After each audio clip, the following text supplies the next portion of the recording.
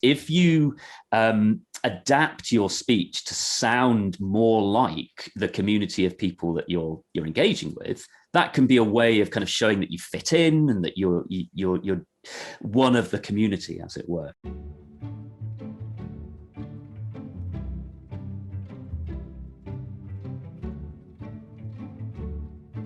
Hello and welcome back to Series 2 of Rosetta Stone's More Than Words podcast, in which we talk to fascinating people and experts in the field of language and linguistics to answer your most pressing questions about learning another language. My name is Alex Rawlings, and I was named Britain's most multilingual student in 2012, and I'll be your guide for this series, providing some tips that I've picked up on my way to fluency in 12 different languages. Today's episode is all about accents and pronunciation. What can an accent reveal about our identity? To what extent do we need to worry about our accent when we learn another language, and how can we improve our accent? Here to help us answer these questions are two experts on accents and phonology, Dr Will Barras, a lecturer in linguistics at the University of Aberdeen, whose specialties lie across dialectology and phonological theory, and Luke Nicholson, founder of the business Improve Your Accent, who has helped people from over 85 countries improve their English. Now, we probably could have spoken about this subject all day, and I don't think I've ever met two people with such a passion for it. So please do get involved with the exercises from Luke as we go through, and as ever, I'll be summarising everything for you at the end. Enjoy. Welcome, both of you. Really nice to have you here with us today. I suppose, really, as a native English speaker myself, I think my accent and other people's accents and what that means and the way we speak has been something that's always been on my mind from a very, very young age. Maybe the first time I watched Biker Grove and realised that Geordie existed. But I'd really be interested in hearing about how you both got involved in this fascinating topic of accents. Maybe we could start with you, Will. Where did your passion for phonetics come from? Well, actually, the early part of my career, I trained as an English teacher. So I was in the classroom teaching secondary school kids the school subject of English, which of course is quite a lot of kind of poetry and plays and novels. It's also bits and pieces of English language. And as you say, thinking about how language works and what language sounds like is just something that everybody does all the time without necessarily being kind of consciously aware of it. It's always there. You kind of have a picture of what kind of person you're speaking to, kind of based on what they sound like. And so during my school teaching career, I was obviously quite focused on the language side of English as a school subject. And then having done that for sort of 6 years, I decided that I really wanted to go back to university and dig into it in more depth. So I was really fortunate to be able to go and do a master's and then go on to PhD research.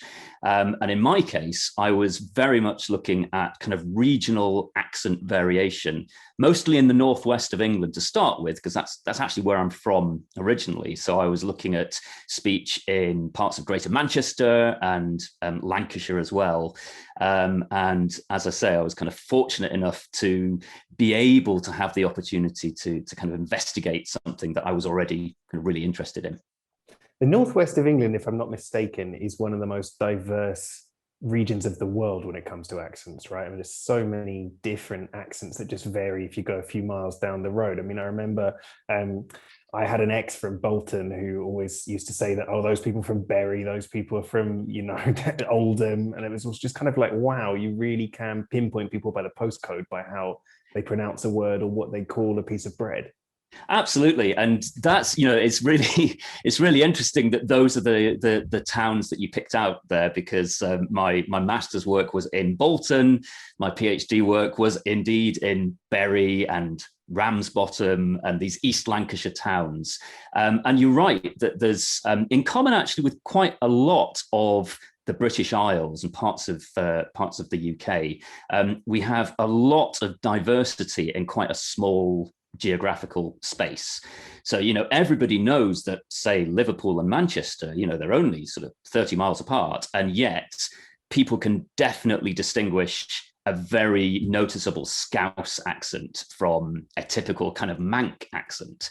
And so it's an interesting picture, because although in the kind of wider world, people sometimes say that local accents might be on the way to kind of disappearing or all kind of merging together, actually what we know from kind of our own experience and popular culture and everything else is that there are still a lot of very significant and interesting differences in regional accents. So Luke, maybe you could tell us a bit about you. I mean, you are the founder of the business Improve Your Accent, where I take it you spend a lot of your time helping people to achieve the accents that they want in their language that they're speaking, which I guess in this case is English.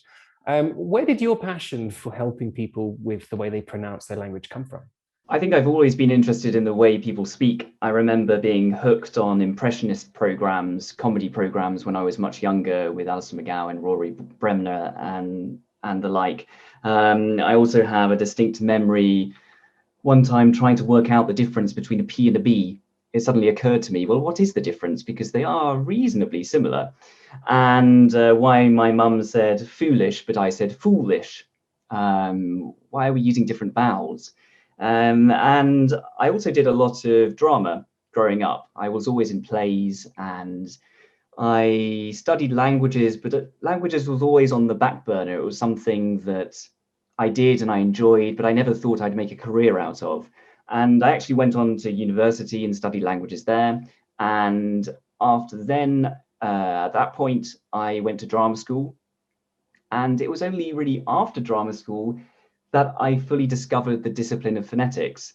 And I couldn't really believe that I'd got so far in life studying languages at university and then at drama school without really being properly introduced to this field. And then I bought every single phonetics book that has ever existed, I think, and read them all, devoured them, and got really interested. And I then did the IPA exam at UCL. And I now teach at the summer course in English phonetics there and lecture on it. And that was my first real experience of meeting other people really excited about phonetics, because it's not often that you get to meet people who are not only aware of this field, but have a passion for it and are knowledgeable about it. Yes, I always get very excited talking about phonetics. I just want to take a moment to let our More Than Words listeners know that to help apply the tips that you're learning with us, Rosetta Stone has a special offer for all podcast listeners, arming you with everything you need to start learning on the go. Simply go to rosettastone.co.uk/podcast, where you'll receive a special offer on all Rosetta Stone courses, including their lifetime subscription, which gives you access to all languages for life. The link is in the episode description, so just click through from there to start your own language learning journey today. So in Improve Your Accent, what kind of work are you doing with people? I mean, is it the kind of thing that someone like me might be interested in? I teach non-native English speakers how to communicate more clearly and more confidently in English. So this means being better understood. So usually my clients are not very well understood when they say, for example, their company's name or what their company sells, which can lead to lots of problems. And really, it's reasonably simple to teach someone how to make a particular sound to make them more comprehensible. So yes, my work really is about accent modification or accent acquisition. What we're doing is changing a few sounds so that somebody is more comprehensible when they speak in English.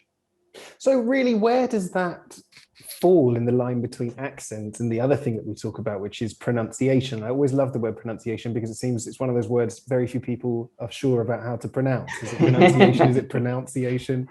Absolutely. How would you make that distinction, Will?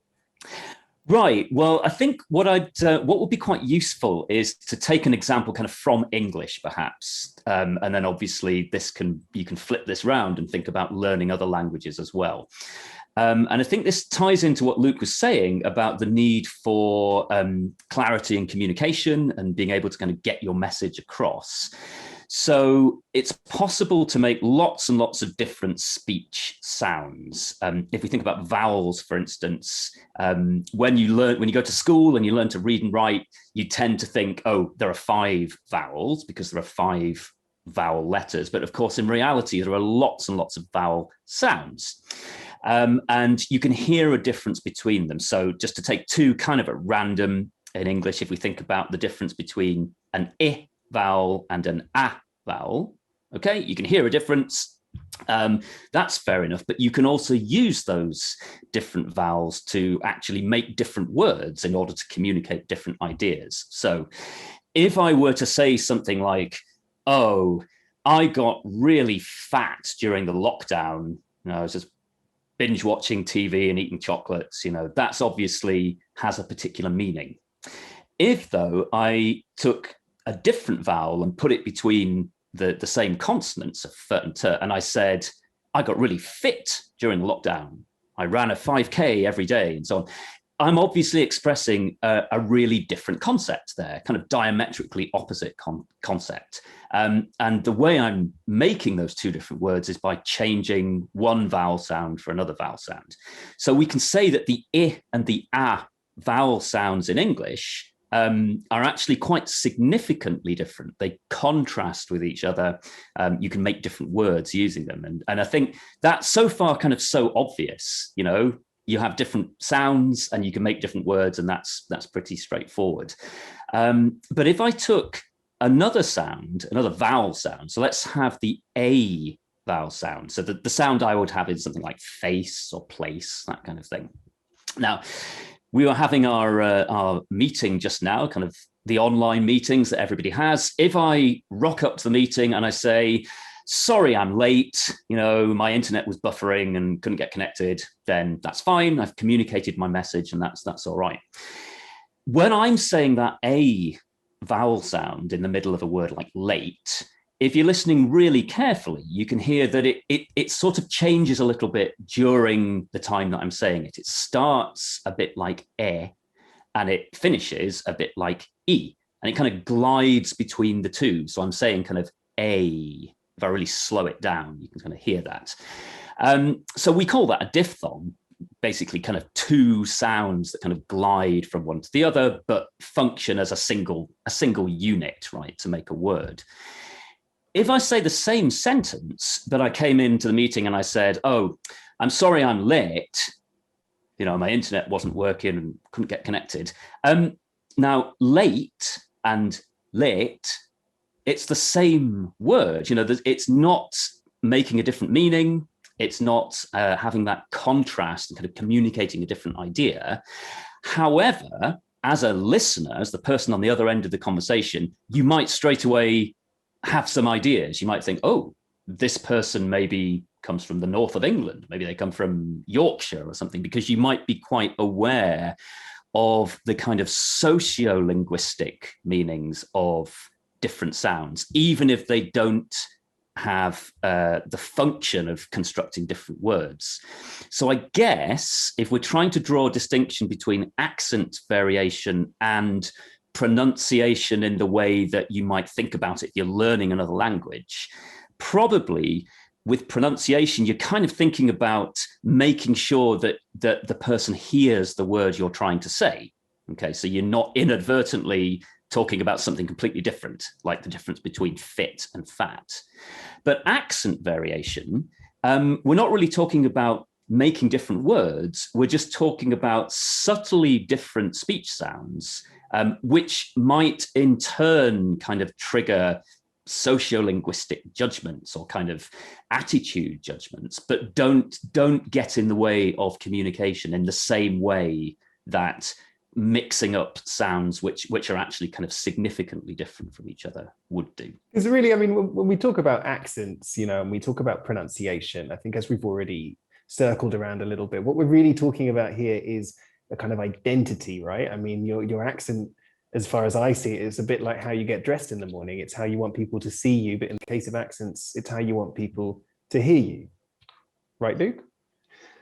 Yes, although that might be subconscious. It might not be a conscious decision that you are speaking in a certain way in order to project an identity to others. But of course, the way that somebody speaks does project this. As Will said before, there's variation in vowel sounds, and we pick up on that. Although we wouldn't pick up on that necessarily in a foreign language.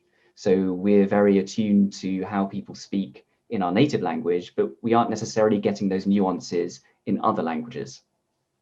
But of course, if we're not attuned to what those differences are in other languages, we can probably guess that people who are native speakers of those languages are very attuned to those differences when we speak them, right? Which is why I suppose they'd come to a service like yours about improving their accent.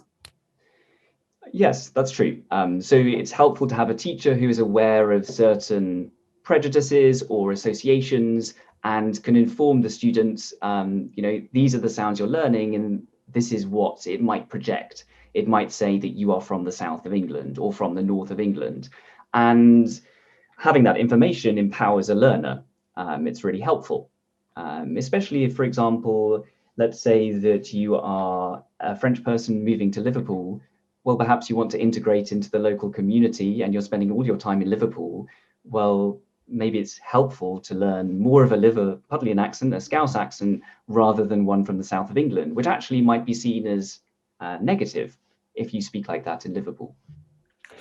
Well, I was once in Hungary training to become an English teacher at a very early stage of my career. And while I was there, I met an English teacher from Romania who had never been to the UK in his entire life. His first time outside of Romania, I think, was going to Hungary to do that course.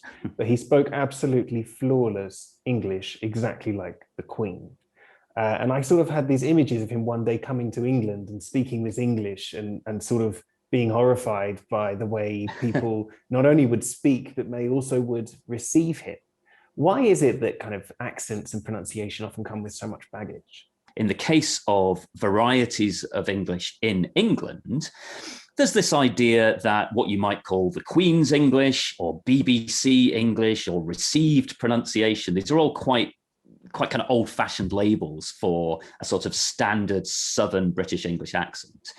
You might have this idea that, if you sound like that, everybody will think you're great and will respect you and think that you're very clever and everything else, all these positive things. But as Luke alluded to there, that can be quite different depending on the community that you're speaking to. So if you sound, for sake of argument, like you went to Eton and you have a very kind of received pronunciation accent, and your job is working in Liverpool, for instance, you might find that has quite a kind of distancing effect. Because we can talk about a kind of hierarchy of sort of esteem or respect, but you've also got the notion of kind of solidarity. And if you adapt your speech to sound more like the community of people that you're engaging with, that can be a way of kind of showing that you fit in and that you're one of the community, as it were. So kind of quite an interesting example, I guess, is if you think about footballers who often get kind of, especially international footballers get, bought and sold by different football clubs. Footballers who may be Spanish or French or whatever, but have had a long career at somewhere like Manchester United or indeed Liverpool or whatever, often when they're speaking English, which of course for them is a second language, they sound quite Mancunian or quite Liverpudlian or whatever, because that's the language of the training pitch and being one of the team and the way that they speak in order to kind of engage with the fans and everything. So there's a notion that there might actually be quite appropriate ways of varying your accent. And it's not to do with notions of sort of sounding correct or sounding standard.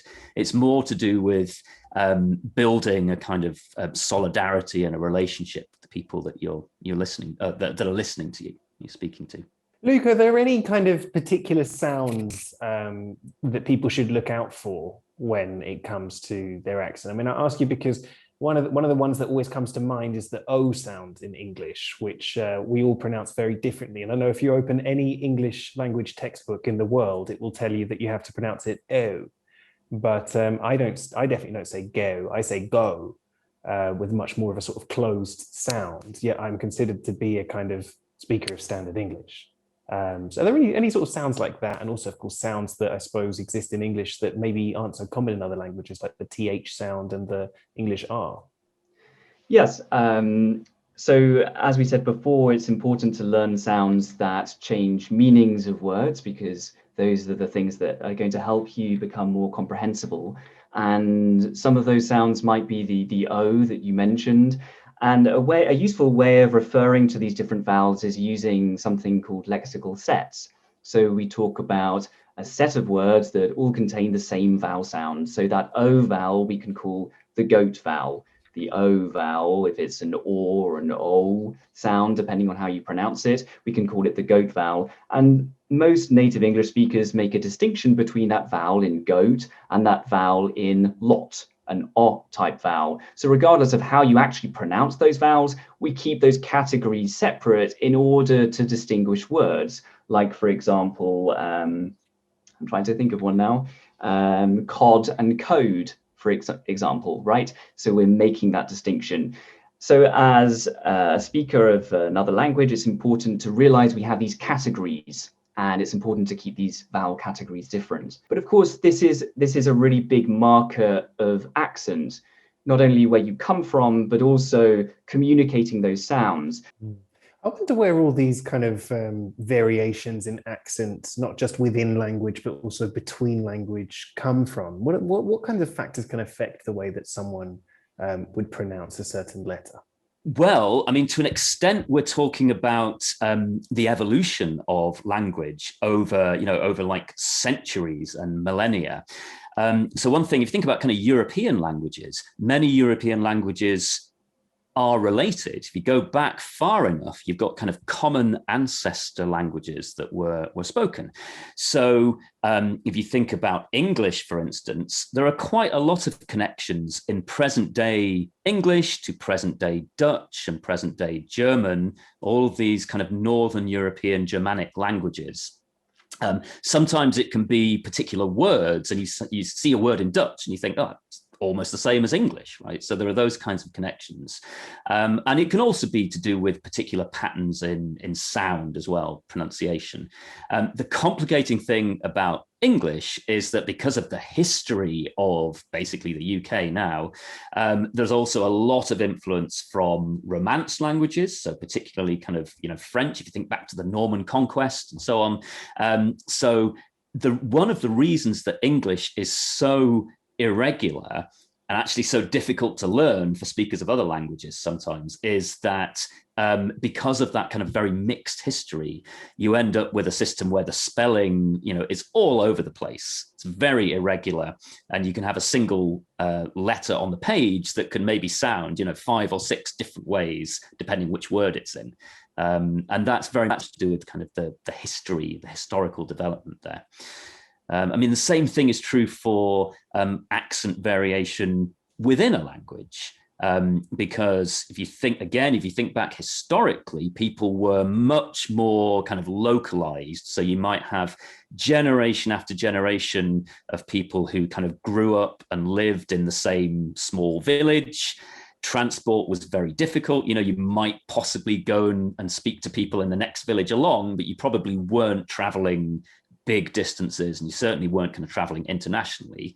And so over many, many generations, you can get these differences emerging. I mean, that's why somewhere like the British Isles, where people have been speaking English in the same place for all these generations after generations, you've got these traditional accent variants. Whereas maybe, again, if you think about the United States, of course, English was brought to the United States by immigrants, and then you have this situation where you have a different kind of melting pot that's happening very quickly, and you've got people also German speakers and Spanish speakers and everything else, and you have a kind of different trajectory for the development of American dialects of English. Mm-hmm.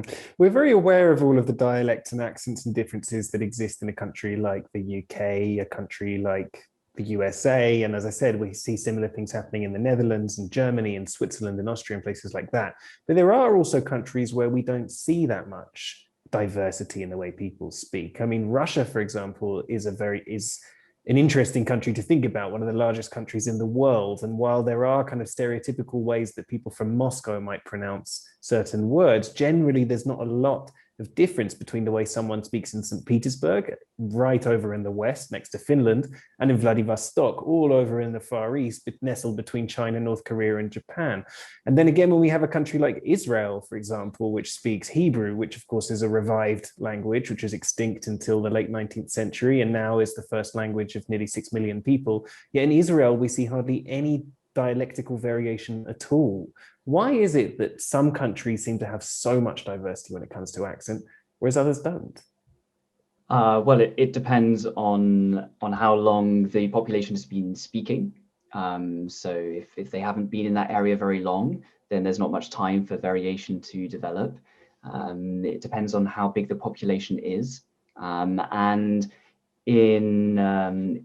if a government has exercised quite a lot of control over its population, it might do so by moving the population around a lot. And if that happens, then there's less chance for variation to develop, because people need to keep communicating with these outsiders who've come from all the way the other side of Russia, for example. And the media exerts, a strong influence, as we've seen in the UK. The BBC was, most people on the BBC were expected to have a received pronunciation accent for quite a long time. And so this is why we have this idea that this is the correct way of speaking, or this is how authoritative voices should sound. And that's starting to change, which is great. But yes, so it can be to do with the media, it can be to do with how the government controls its population and how long a population has been speaking in that particular place. And as Will said, in places where you can't travel around a lot, for example, mountainous areas, you're going to find a lot more variation. Mm-hmm. Now, thinking about foreign languages as well, my experience of learning foreign languages has been kind of divided between what we could say are big languages, big world languages like Spanish and French and things like that, and maybe smaller languages like, let's say, Dutch, Afrikaans, Hungarian, Serbian, and of course, my second mother tongue, Greek.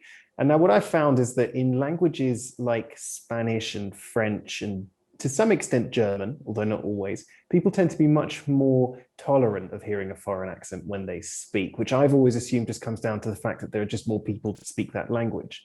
But in the Netherlands, for example, if you speak Dutch with a very audible foreign accent, an experience that I've had and many other learners have had is that it's very hard to get people to reply to you in anything other than English.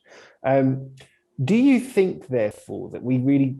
Is accent something that we do need to think about? Do we really need to think about polishing ourselves up to sound more native? Or should we be proud of our accents, and should we sort of wear them, as signs of identity and who we are? Well, I think we've touched on identity and how important that is. I think on the flip side, there is something to say about it being fun to produce sounds that you're not used to producing. And it can be really fun to realize that the other person has understood those sounds that you're making that don't exist in your native language. And of course, not just the sounds, but the overall feel of your voice. Something that's talked about in pronunciation teaching is the concept of articulatory settings or voice quality. There are different names for it, but it's a really interesting concept about how you hold your articulators, the bits that make sounds, or what muscles and parts of your mouth you might add a bit of tension to create a particular quality to your voice. You might feel that, for example, you might feel that certain accents are spoken in a certain part of your mouth, and other accents are spoken further back in your mouth, or languages. You might feel that you want to round your lips more when you're speaking one language, and you want to spread them more when you're speaking another language, and that helps you get into a zone and therefore communicate more easily with the person you're talking to. So getting into this zone by moving your muscles and feeling something different can really help speak another language. And Sophie Scott from UCL has done some MRI scans of brains of impressionists and actors doing different accents and working out what bits of the brain are lighting up.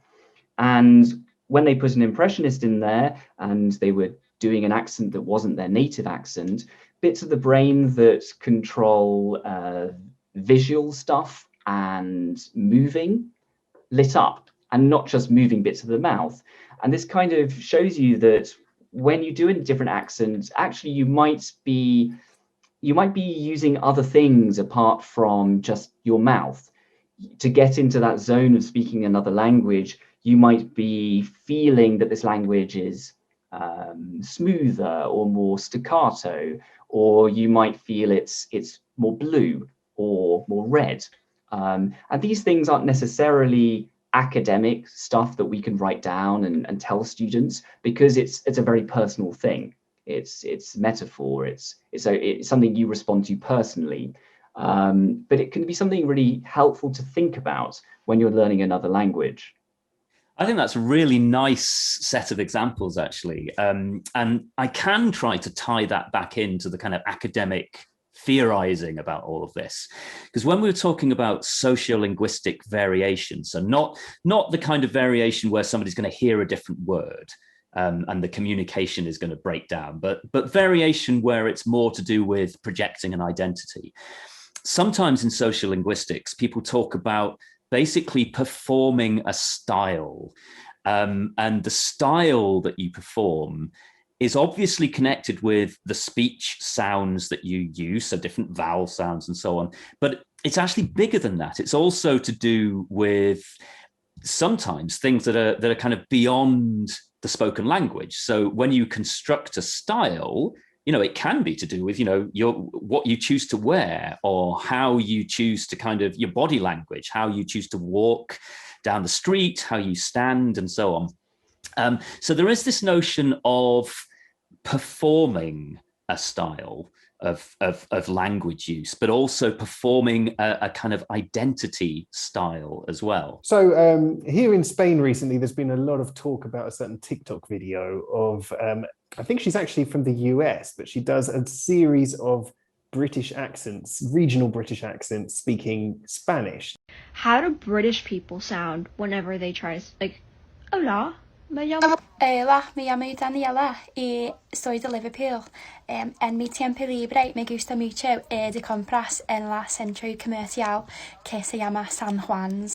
Hola, me llamo Daniela, soy de Essex y a mí me gusta mucho ir a las discotecas con mis chicas. Hola, me llamo Daniela y soy de Leeds y me gustan mucho las cervezas. Hola, me llamo Daniela y soy de Newcastle. Normalmente estoy borracho. Hola, soy Daniela y soy de Escocia. Now, there's been a number of different reactions to this. I mean, first of all, a lot of people find it very funny. Some people in Spain say they all sound exactly the same to me. I can't understand the difference at all. And then, of course, one of the things that I noticed is that more than just pronouncing sounds differently, it seems really that what she's also saying is that British people in Spain like going shopping with their girlfriends and drinking beer all the time, which I'm not sure how true or untrue that is. But what really is going on here? First of all, why is this so funny? And what kind of comment is the person who made this video trying to make? Yeah, I would like to say something again about this link between, performing an identity and constructing an identity and speech styles. So, I mean, in that video, not only is she using different vowel sounds and so on, as you say, she's also saying some kind of stereotypical things, about the way that British people behave when they're on holiday in Spain. And she's also really performing, because her body language, her kind of facial expressions are going along with the different accents that she's using. And what I would say is the second point you said, that some Spanish speakers say, well, I can't really hear a difference. What's the joke here? That joke really works for people who know about English dialects and English accents, because sociolinguistically, even though she's speaking Spanish, it's triggering all of the kind of social judgments that people make about, sometimes quite negative judgments about people from Essex, or people from Liverpool, or people from Yorkshire, and the different varieties that she used there. And so it works because it's kind of playing on English speakers' perceptions, even though, she's speaking Spanish. And I guess maybe a message is not to think that a kind of overtly prestigious English accent necessarily means that you're speaking correct or standard Spanish. So if she had used a kind of BBC English received pronunciation style performance as one of those, even though some English speakers would say, oh, that's kind of more standard, or, it's kind of judged more positively in some contexts, it doesn't necessarily follow that the same judgments work in Spanish. You might well have a situation where, yes, your kind of first accent, your native accent might be kind of Geordie style, that's not necessarily going to be an impediment to, communicating well in Spanish. It might not be something that Spanish listeners are going to pick up on. I don't know if to add to that. And you might find that your accent in English actually has certain sounds that help you pronounce sounds in other languages. Like I mentioned with that scouse ch at the end of cloch before, if you can easily make that sound, you might find it easier to make that sound in other languages. A stereotype is that the so-called standard way of speaking means that you are somehow linguistically superior and can therefore easily go on to other languages and master their standard. But of course, that's just not true. Every language has its own challenges, and it doesn't really matter where your starting point is. You just need to know where is your linguistic journey to get to that destination. When you talk about this, Luke, I'm reminded of when I was learning Russian at university, and sort of the first 2-3 weeks of learning Russian, I remember this feeling of my entire mouth hurting, almost like I was actually doing gymnastics with my mouth to try and get my tongue around some of those sounds. One of the sounds, of course, that a lot of people in my group struggled with was exactly that ch sound, which in Russian looks a little bit like an X in English, that ch. But we were very lucky that one of us in the group actually was from Liverpool, Liam, and whenever anyone struggled with it, the teacher would turn to Liam and say, Liam, say the word chicken. And he'd go, chicken. And she'd say, that is the sound that you need to use in Russian. Well, maybe we can move the conversation finally, just before we wrap up, on to thinking about what our listeners and language learners can do to really improve their accent. As we know, Rosetta Stone has fantastic speech recognition technology, which will actually give you immediate feedback on whether or not you're pronouncing the word you're learning in the right way. Those kinds of things didn't exist when I was learning languages a couple of years ago. It was very much kind of like you either got it or you haven't. But nowadays we've got technology like with Rosetta Stone's speech recognition technology to be able to give us direct feedback. But what other things could people who are learning languages do to get better at the way they speak? I think it's important to think about what sounds don't exist in your native language that do exist in other languages, and spend some time with a mirror inside your mouth, working out how you make certain sounds. So you are increasing the awareness, the proprioception, how you feel things are moving inside your mouth, because that will give you a bit more control. The other thing is to listen to these new sounds and work out how they sound different from other sounds. So understanding how your mouth works, and perhaps looking up online what the tongue needs to do, if it is the tongue, to create a certain sound. I'm sure that everyone, or lots of Spanish learners, are aware that the B and the V are pronounced in the same way in Spanish, but that way of pronouncing the B and the V might change depending on the context. And that leads me on to this idea of allophones, that we have this abstract concept of a phoneme, and this is a meaningful unit of sound, so it changes the meaning of words. But this might be pronounced in slightly different ways depending on the context. For example, in the word pill, we are adding a bit of air to that P sound, pill, pill. But if we put an S before, spill, lots of people don't add that air. And when you're approaching another language, it's useful to be aware that even though you have that character or that letter, it might not always sound exactly the same. So learning pronunciation isn't just about improving your own communication skills, but it's also about understanding how the sound system works so you can understand other people more easily. Yes. Are there any sounds in particular in the English language that people should look out for as being different in English? I mean, anyone who studied the International Phonetic Alphabet, the IPA, will be aware that, for example, the A sound in English, the A, is a bit different to in most other languages, right? Because we actually write that with a sort of AE together sound when we transcribe sounds from English, whereas in other languages it would just be an A. Is that right? Yeah, certainly. A lot of English accents have that kind of ah sound. In some, I was looking a while ago at a very old phonetics book from about 100 years ago, which talked about a German ah, as in a word like man or whatever, which is represented in the phonetic alphabet as like a typewriter letter A, as opposed to that ash symbol, which is an A and E joined together. I guess what it comes down to a lot is, and this is quite a difficult thing to do, but it's making these connections between listening to the input that you're getting, so the examples of pronunciation that you're getting, and then trying to focus your pronunciation to kind of reproduce those. But the complicating thing, this is a really difficult thing, this relationship between first language structures, so sound structures, phonology, and second language learning that you're trying to do, is not to be kind of misled or kind of guided by the way things work in your first language. So just because English has this particular distinction between two sounds, it might turn out that in the language you're learning, that's not actually an important distinction. And over and above that, and again, this is really difficult to acquire, and this is something that will just come with time and experience of trying to use the language, is that the sociolinguistic connotations of particular sounds, particular accent sounds, are not going to be the same either. So, you might think that in English, an A vowel and an A vowel kind of signal different things about the background of the speaker and what kind of person they are and where they're from.